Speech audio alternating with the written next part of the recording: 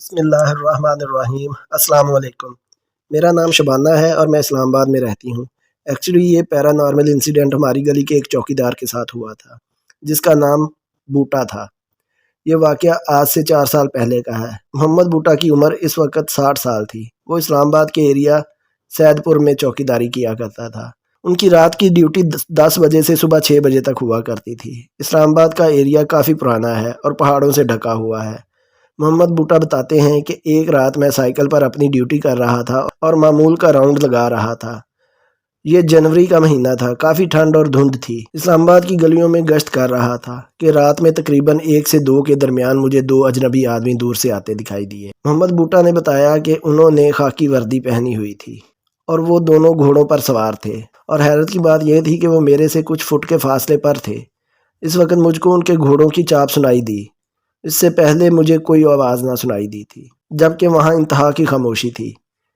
اب وہ دونوں آدمی گھوڑوں سے نیچے اترے اور میرے پاس آنے لگے اور کہنے لگے نواب دستگیر کی حویلی جانا ہے، راستہ نہیں مل رہا۔ محمد بوٹا نے کہا کہ ان دونوں نے خاکی وردیاں پہنی تھیں اور دونوں نے سر پر ٹوپیاں بھی خاکی پہنی تھیں۔ اتنی سخت سردی میں انہوں نے گھٹنوں تک پاجامہ پہنا ہوا تھا۔ میں نے کہا آپ لوگ کون ہیں؟ اس میں سے ایک آدمی بولا میرا نام بلال ہے اور ان کا نام سلطان ہے، ہم دونوں دروگا ہیں اور ہم نے نواب دستگیر کے گھر جانا ہے، ہم ان کے لیے ایک اہم پیغام لے کر آئے ہیں۔ چوکیدار بولا میں نے کہا کہ یہاں تو کوئی نواب دستگیر آدمی نہیں رہتا، میں اس پورے ایریے کو اچھی طرح جانتا ہوں۔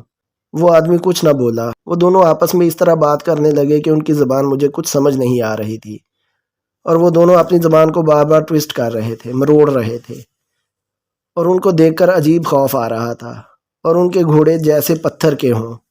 گھوڑوں نے کوئی حرکت نہ کی۔ جس کا نام سلطان تھا وہ کہنے لگا ہم تو گھوڑوں پر ہی سفر کرتے ہیں، جہاں پر بھی جاتے ہیں۔ اس کے بعد انہوں نے ایک گھر کی طرف اشارہ کیا جو کافی بڑا تھا۔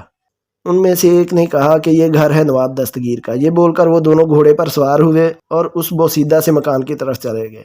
یہ ہماری گلی میں ایسا مکان ہے جس کے مالک امریکہ میں ہوتے ہیں، اور وہ ایک 90 سالہ بوڑھا آدمی ہے اور ان کی کوئی اولاد نہیں ہے، اور میں ان کو کہنے ہی والا تھا کہ اس مکان میں کوئی نہیں رہتا، لیکن میری آنکھوں کے سامنے وہ گھوڑوں سمیت اس مکان کو پار کر کے اندر چلے گئے، اور پھر دروازہ کھلا اور وہ گھوڑوں سے اتر کر اندر چلے گئے۔ اب مجھے انتہائی تجسس ہوا کہ اس مکان میں کوئی رہتا ہی نہیں ہے، یہ دروازہ کس نے کھولا؟ اور اتنی دھند میں مجھے صاف دکھائی نہیں دے رہا تھا، مگر اتنا پتا تھا کہ کسی بوڑھے آدمی نے دروازہ کھولا تھا، مگر یہ بوڑھا آدمی اس گھر کا مالک نہیں تھا، کوئی اور اجنبی شخص تھا۔ اور اس مکان کے اندر جانے والا لابی کا راستہ کافی اونچا ہے اور مین گیٹ اور اس کی دیواریں چھوٹی ہیں، اس لیے باہر گیٹ سے اندر لابی کا حصہ آرام سے نظر آتا تھا۔ اب میں اس کے آس پاس پھرنے لگا اور رات کے 3:15 بجے وہی 2 آدمی اسی گھر سے باہر نکلے، اپنے گھوڑوں پر بیٹھے اور میرے آگے سے گزرنے لگے۔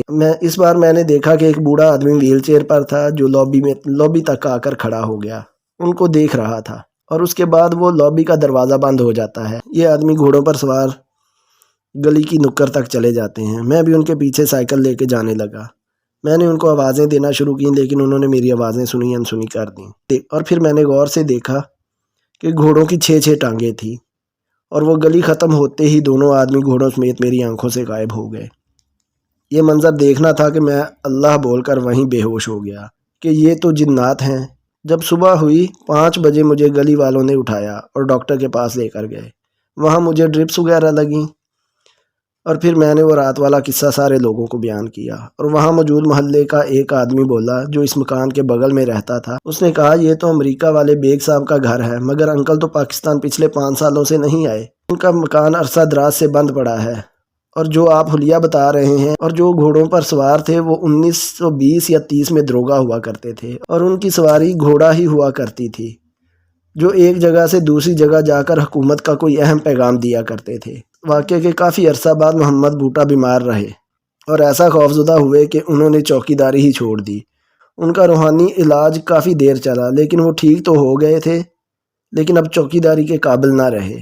اب وہ اس دنیا میں نہیں ہیں، لیکن یہ واقعہ اب بھی مشہور ہے۔ مکان کے مالک سے بعد میں پتہ چلا کہ یہ اسی بوڑھے مالک کے والد سے اس مکان کو خریدا گیا تھا، تقریباً آج سے 60 سال پہلے، اور اس وقت یہ نواب دستگیر نامی آدمی کی ملکیت ہی ہوا کرتا تھا۔